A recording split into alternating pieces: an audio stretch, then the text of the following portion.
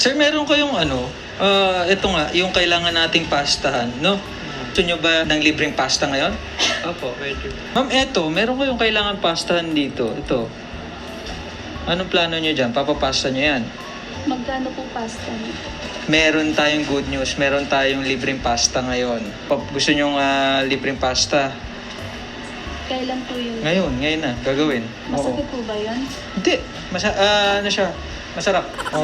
Sayang. Magkano yun? 1.5. Dito libre.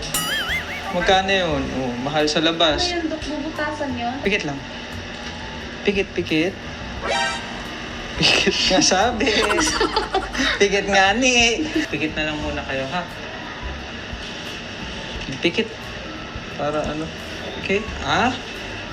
Oh. Ito na yung libreng pasta nyo. Ha? Libreng pasta. Spaghetti.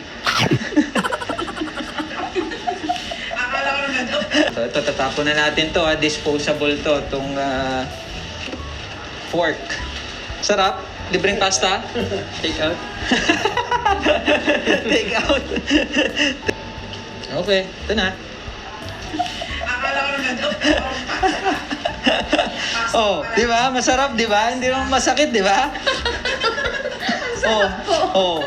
Masakit, masarap. Masarap. Oh, sabihin mo doon sa camera, masakit, masarap. Ang sarap ng pasta ni Doc. Libre pa, di ba? Libre pa Oh, po. ayan. Hindi, kasi kaya ako ginagawa naman to. Kasi nga, yung mga pasyente usually natatakot sa dental.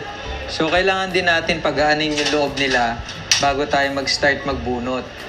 Yun lang.